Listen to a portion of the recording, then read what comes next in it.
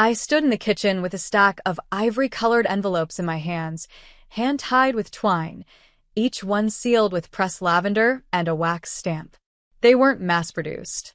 They weren't glamorous. But they were us. I was proud of them. Mom wasn't. She turned the envelope over in her hand like it was a bill she didn't remember signing up for. "A backyard wedding?" she said, already curling her lip. "Claire, come on. That's for poor people." I blinked. "It's going to be beautiful. Intimate. Just 50 people. Lanterns in the trees, live acoustic music, handmade florals." She cut me off with a sharp laugh. "I'm embarrassed for you." I said nothing. My brother, James, chimed in a few days later. "No open bar? And who caters barbecue at a wedding?" My sister, Brooke, followed with, "You should have waited until Noah could at least afford a tux that fits." Each RSVP came in as a decline. Some didn't bother replying. No one offered help. No one asked how I was feeling. They didn't want to come because they didn't think it was worthy of being seen. So I stopped inviting them to see me. On the day of the wedding, I stood barefoot in the grass behind the little craftsman-style home Noah and I had worked 2 jobs to buy. The sun hit the canopy at just the right angle, and hundreds of fairy lights blinked gently in the breeze. The flowers were hand-picked by my friends. My dress was vintage. Our vows, handwritten and tear-soaked, were spoken through shaky breaths and full hearts. And it was perfect. Our best friend, Maya, filmed the entire thing on her DSLR. She worked in media and had offered to shoot and edit a video as a gift. We said yes, not expecting anything beyond a beautiful memory. 2 weeks later, she called me. "Claire, your video. It's going viral." I laughed. "What does that mean?" She sent a link. 12 million views.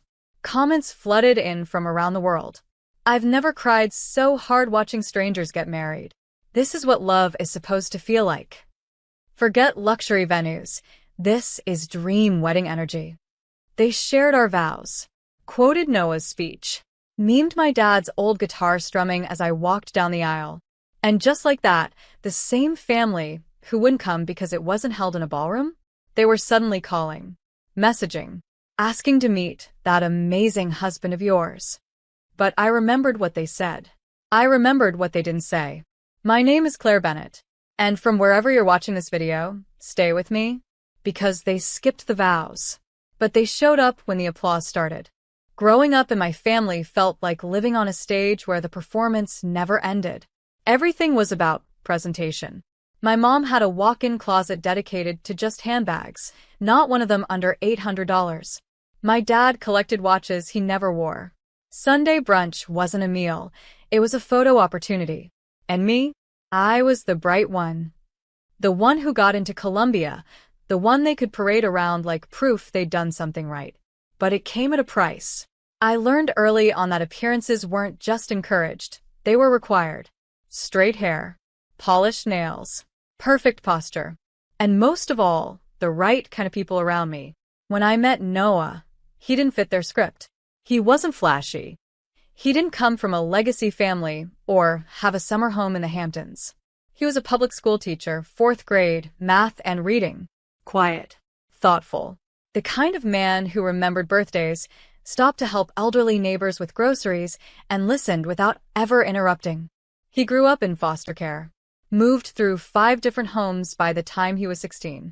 The first time he told me that, I remember thinking, how is someone with that much history still so gentle?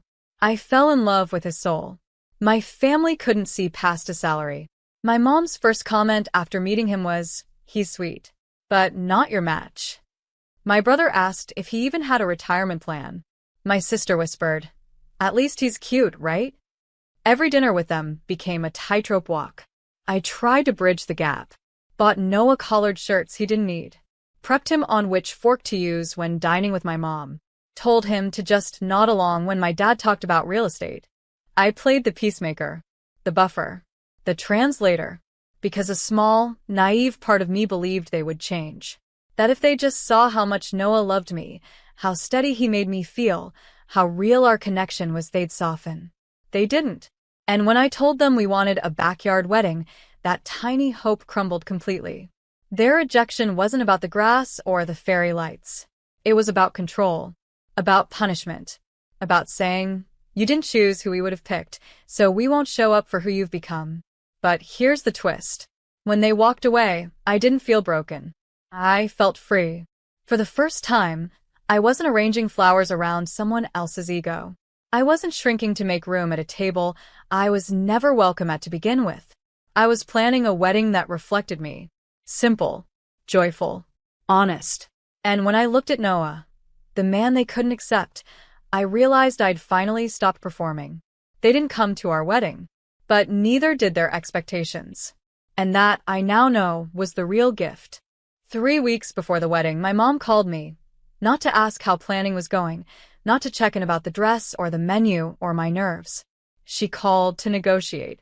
"Claire," she said, using that tone reserved for interventions and holiday fake smiles, "why don't you just wait a little longer? Find a real venue. Something elegant. Something people won't whisper about." I swallowed hard. People are whispering? She didn't answer directly, just sighed. "You don't want your wedding to look like a barbecue, do you?" That was her way of saying she was embarrassed again. I hung up without fighting. There was no point. That same week, my brother James made a joke during a family dinner I didn't attend. My friend Megan was there. Her sister's married into my family, so she heard it firsthand. He raised a glass and said, "Well, Claire's off to marry her teacher boyfriend in a backyard ceremony with lemonade in mason jars. What a Pinterest dream." Everyone laughed, except Megan.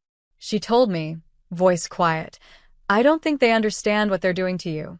But I did. They were showing their true colors, not in rage, but in mockery. Then came the texts. A cousin, probably trying to be funny, forwarded me screenshots from the family group chat I hadn't even known I was removed from. My sister Brooke had posted a picture of Noah from one of our suit fittings. He was standing in front of a thrift store mirror, trying on a gently used beige blazer. The caption read, "Teacher chic. Bet he throws in math lessons during the vows." Another message said, "I give it a year, maybe 2, if she keeps the lights dim." My heart didn't break. It hardened, because that's when it hit me. They weren't disappointed in my wedding. They were never proud of me to begin with. They loved the version of me who got into Columbia, who interned at Vogue, who dated bankers. They clapped when I looked like someone they could show off. But real love isn't conditional. And they had shown me, over and over, that I was only as good as the image I gave them. So I stopped giving them updates. No more shared Pinterest boards. No more dress photos. No more texts about the playlist or floral colors or vows. I leaned into my joy like it was sacred. Noah and I built our archway out of reclaimed wood. We picked sunflowers together. We hung cafe lights on a Saturday morning with paint still under our fingernails. We laughed. We planned. We danced in the backyard barefoot to test the space. And for the first time, I stopped performing and started living. Their silence stopped hurting, because it had finally made space for my own voice. It started as a casual offer over coffee and banana bread. Maya, one of my closest friends from college, sipped her latte and said, "If you want, I can film the wedding for you. No charge." I blinked. "Are you serious?" She shrugged. "I've done 20 weddings this year. Yours deserves the same magic." Maya was the videographer behind half the luxury weddings featured on national blogs. Her work had been reposted by bridal magazines, design houses, even Vogue weddings once. Drone shots, cinematic editing, tear-jerking soundtracks. She had a gift for making moments look timeless. I almost refused. But then she looked me dead in the eye and said, "Claire, this love deserves to be seen. Not by the people who didn't show up, but by the people who needed to." So we said yes. And what she created wasn't just a wedding video. It was a love letter. The day of the ceremony, Maya and her 2 assistants worked quietly, respectfully, like butterflies around the edges of every moment. Noah didn't even notice half the time. He was too focused on tying his own tie, too caught up in the way I looked walking barefoot across the lawn. Maya captured it all. The first look under the oak tree. The way my hands trembled when I read my vows. The way Noah kissed my knuckles before slipping on the ring. The speech from my best friend. The dancing under fairy lights. The fireflies joining in. Even our dog, Jasper, running across the yard with a flower crown like he was born to be ring bearer. But what made it brilliant was what Maya added after. She recorded quiet interviews the next day, me, Noah, our friends, just talking about what love meant to us. She overlaid our voices on top of the footage. We didn't want perfect. We wanted real. We chose meaning over marble floors. This is what building love looks like. When she showed me the final cut 2 weeks later, I cried so hard I had to pause the video halfway through. It was everything I wanted our wedding to be, and proof that it was. I thanked her with my whole heart. Then, that night, alone in bed while Noah read beside me, I quietly opened my laptop. I went to a popular wedding blog, one of those dreamy ones that mostly feature designer gowns and oceanfront venues. And I submitted it. No expectations. No announcement. Not even to Noah. Because this wasn't about showing off. It was about something else entirely. Letting our truth speak louder than their silence. I hit send, closed the laptop, and fell asleep beside the man everyone thought I was settling for. Little did they know, I had just handed the world a front row seat to the thing they never bothered to witness. I was folding laundry on a rainy Wednesday when my phone buzzed once, then again, then 27 more times. By the time I reached it, the screen was filled with notifications, mentions, tags, messages, shares. My heart jumped. I opened the first one. It was from Maya. Check this out. We're live. She attached a link to the wedding blog, the one I had submitted to without telling a soul. There on the homepage, front and center. This backyard wedding will make you rethink luxury. Raw. Real. Radiant. This couple's vows will undo you. I clicked play. The video started with a drone shot of our yard. The arch Noah built from reclaimed wood. The soft white petals lining the aisle. The golden hour glow draped over every corner. Then our voices layered in. My whispered vows. Noah's tear-choked promises. The laughter from our friends. The clinking of glasses. The sound of genuine joy. And it spread like wildfire. By dinner, it had 200,000 views. By the time I woke up the next morning, 12 million. I scrolled through the comments, stunned. Crying in my cubicle. This is what love looks like.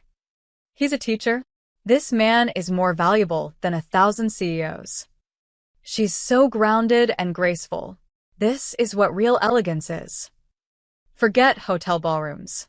This is how I want to get married.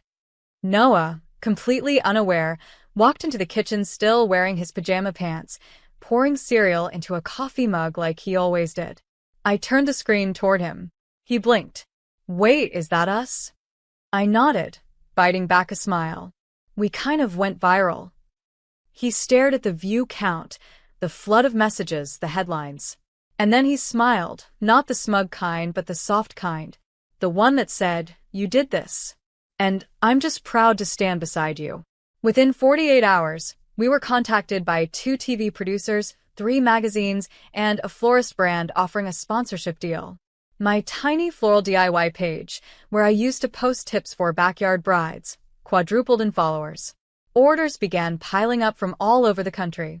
People wanted to know who we were, how we met, why we chose to do it differently. But you know who didn't say anything? My family. No calls. No texts. No, wow, Claire, you looked stunning. Nothing. The silence now didn't sting the way it used to. Because the world had finally seen the thing they never bothered to look for, the real me. The me who chose love over show. The me who bloomed without permission. And Noah? Noah was being called Husband of the Year by strangers online. They praised his vows, his eyes, his kindness. I knew they were right. I always had. It just felt good knowing now the entire world did too. It started with a text from my mother. Just 3 words. We should talk. A minute later, another message followed. Your wedding video made me cry. I didn't know it would be so powerful. So powerful. That's what did it. Not the vows. Not the commitment. Not the love she could have witnessed in real time. But the views. I stared at the screen. letting the message sit there unread. Then the voice notes started coming in. First from James, my brother, who once joked about our mason jars. Hey, so I just saw the video. Wow. Noah's amazing, huh? We were kinda wrong about him. Anyway, think we could maybe grab coffee sometime? Then from Brooke. I watched the part where he cried reading his vows and, yeah, that hit me. He really loves you, Claire. I'd love to finally meet him. As if now they were ready to show up, now that millions of strangers had already stood and clapped. My phone pinged again. Instagram notifications this time. My cousin, the same one who forwarded me the group chat full of mocking texts, had reposted our wedding video with a caption. My cousin Claire had the most beautiful wedding. So proud to be family 2 heart sparkles #goals. Funny. She didn't mention skipping it. Then my aunt uploaded a throwback photo of me at age 7, writing, "She always had style. So proud of who she's become. Noah is a gem, except she hadn't even RSVP'd. And just like that, my wedding had become their status symbol. Not because they'd changed. Not because they regretted missing it. But because everyone else was watching now, and they didn't want to be left out of the spotlight. They weren't reaching for connection. They were reaching for clout. It would have been easy to block them. To post a call-out thread. To respond with venom or a carefully written caption about those who didn't support me when it mattered. But I didn't. I didn't respond at all. I let their messages sit there, unread. I let their social media reposts hang in the air like glitter they couldn't sweep back up. Because what they didn't realize was that I had already mourned the version of family I thought they could be. And now I didn't need their approval. I had the truth. I had love that didn't require translation or permission.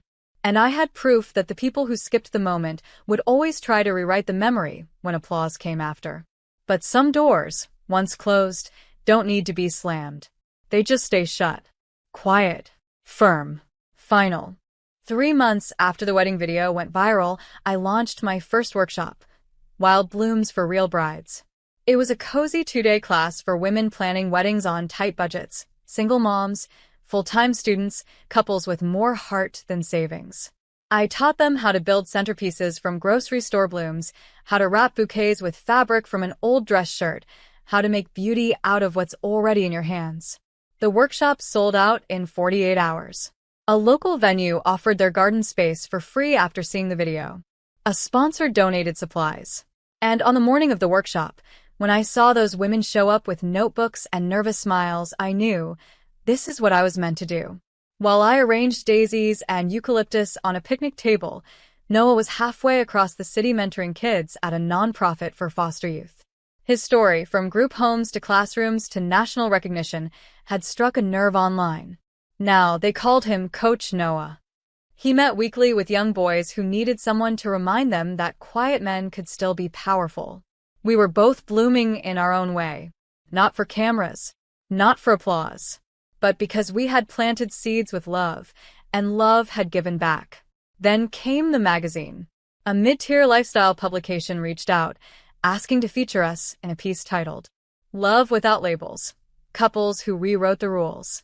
The shoot was simple. Just us, in the backyard, where it all started. Noah in his soft gray cardigan. Me in my apron, hands stained from fresh ranunculus. Our dog napping between us. They asked questions about our story, not just the wedding but the rejection, the rise, the decision to choose joy anyway. The article ran with this quote, "We didn't fight to prove we were worthy. We built a life so beautiful, the proof spoke for itself." The week it was published, we were invited to a local wedding industry event as guest panelists. I almost didn't go, but something in me said, show up. For yourself.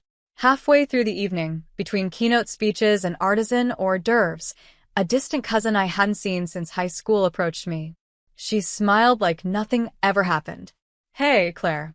I ran into your mom recently. She said you're still holding a grudge." I didn't flinch. I looked her in the eye and said, calm as anything, "I'm not holding a grudge. I'm holding a boundary." She blinked. I smiled. "It's lighter." Then I turned and walked back to Noah, who was showing someone a photo of the raised garden beds we'd just built. And in that moment I realized, I hadn't just closed the RSVP to our wedding. I'd closed the RSVP to any room that required me to shrink just to be allowed in. And I had opened something far better. A life where I didn't need to be accepted to be celebrated. The lanterns were hung just the way they had been a year ago, glowing soft gold against the twilight, strung between trees that had grown a little taller since. The playlist was the same, too. Acoustic guitar, a little jazz, some indie love songs that Noah always hummed along to without realizing. It was our anniversary, and we were back where it all began, the backyard. But this time, it wasn't a wedding, just a small celebration. A thank you. A gathering of the people who had stood by us when the guest list shrank and the judgments grew. Maya brought a homemade pie. Noah's ments surprised him with a card they'd all signed in glitter pen. My Wild Bloom students came bearing bouquets they'd crafted themselves. Messy, imperfect, breathtaking. It was loud in the best way. Laughter echoed off the fence. Someone spilled lemonade on a blanket. Our dog barked every time someone said cheers. It was nothing like the pristine parties I grew up attending. It was better. At one point, I stepped away from the crowd, just for a second, and found myself walking past the row of wooden chairs we'd set out under the string lights. One of them sat empty. Same spot it was last year. The seat I'd reserved for my mother. Back then, I'd kept it open out of hope. Out of habit. Out of some ache I couldn't name.